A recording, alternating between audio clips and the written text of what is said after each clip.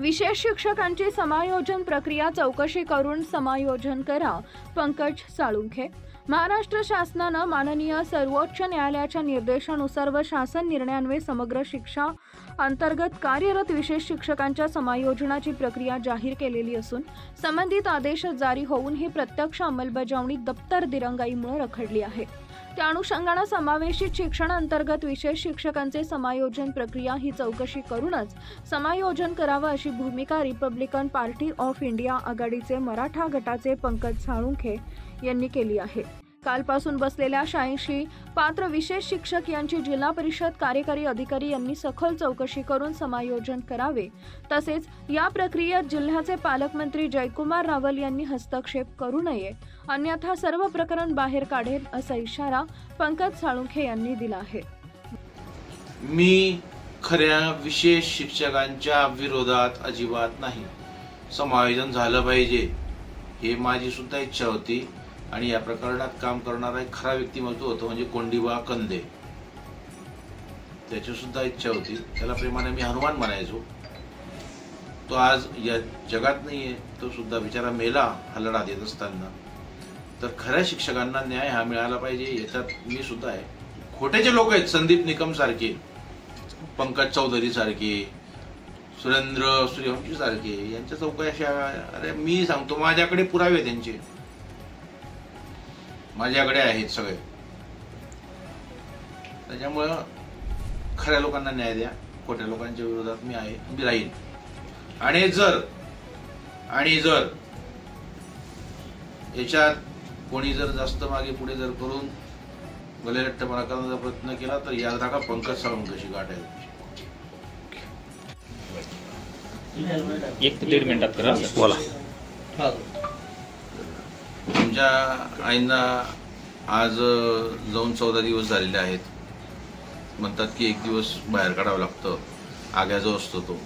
मी माझ्या आईला अग्निमी दिल्या असल्या कारणामुळे मी बाहेर निघालो एका दिवसासाठी। परंतु ज्या आईचं ते 13वाचा कार्यक्रम होता त्या दिवशीच मला एका मी व्हिडिओ बघितला, त्या व्हिडिओमध्ये दिसलं की काही आंदोलन करणार आहेत विशेष शिक्षक वगैरे। तर त्याचा मी त्या गोष्टीसाठी मी सीओनची भेट घेतली काल, आणि सीओनची भेट घेतल्यानंतर सीओनला मी आठवण करून दिली की मी तुम्हाला दिनांक 5-8 तारखेलाच तुम्हाला मी हरकत घेतलेली आहे कायदेशीर। त्याच्या अगोदर 18/7लाच मी पत्र दिलेलं आहे। मान्य सर्वोच्च न्यायालयाचे कुठलेही आदेश नाहीत।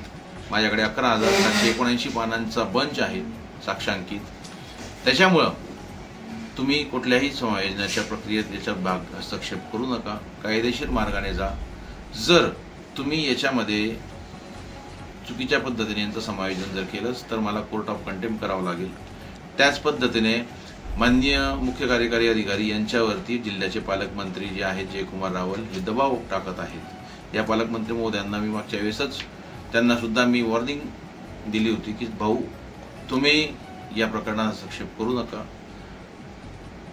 जर तुम्हाला या प्रकरणात हस्तक्षेप करायचंच असेल तर मग मलाही सगळे प्रकरणं बाहेर काढावं लागतील आणि मला तुम्ही तुमचे इतरत्र जवळच्या सहकार्यांसारखं तुम्ही समजू नका किंवा तुम्ही मला हलक्या घेऊ नका, ही माझी तुम्हाला नम्रपणे विनंती आहे। मी तुमच्यावर प्रेम करतो, तर त्या प्रेमाचं फक्त तुम्ही मला मोबदला नका देऊ, परंतु तुम्ही काही करू सुद्धा नका। या असल्या प्रकरणांच्या किड्यांमध्ये तुम्ही किडे करू नका।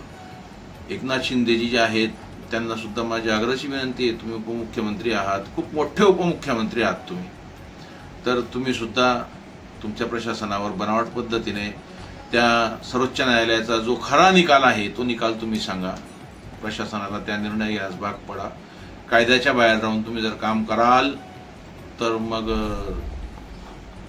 सगळ्यांचा करेक्ट कार्यक्रम होईल। ह्या प्रकरणामध्ये माझं म्हणणं, माझं सांगणं एवढंच शेवटचं आणि अंतिम।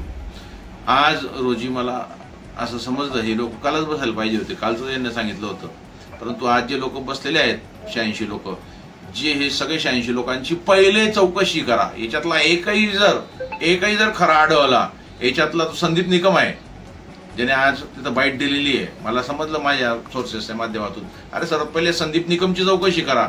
आजपर्यंत सगळं कलेक्शन जे केलेलं आहे सगळ्यांचं, जे विशेष शिक्षकांकडून जे पैसे जमा केलेले आहेत, हा एजंट आहे, दलाल आहे, बडवा आहे, जबाबदारीने बोलतो मी। हा कलेक्टर आहे. कोणाचा? तर या दलाल लोकांचा. कोणाचा? तर पालकमंत्र्याचा. कोणाचा? तर मुख्य कार्याधिकाऱ्याचा. कोणाचा? तर प्राथमिक शिक्षणाधिकाऱ्यांचा. आता प्राथमिक शिक्षणाधिकारी जे आहेत त्यांची ऑलरेडी डिपार्टमेंटल चौकशी झालेली आहे. 2 दिवसापूर्वी ज्या नांदेबाई सापडल्या त्यांनी सुद्धा प्रेस नोटमध्ये त्यांचं नाव घेतलेलं आहे की मी कोणाच्या सांगण्यानुसार तर किरण कुवर यांच्या सांगण्यानुसार 10,000 रुपयांची लाच मी स्वीकारली. जर अशा जर प्रकाराचे जबाबदार अधिकारी जर बसलेले असतील एवढ्या संवेदनशील जिल्ह्यामध्ये तर मग काय काम? त्याच्यामुळे माझं सांगणं एवढंच आहे की जे काही असेल ते कायद्याप्रमाणे करा. आणि आज जे बसलेले आहेत साखळी उपोषण वगैरे पहिले यांची चौकशी करा.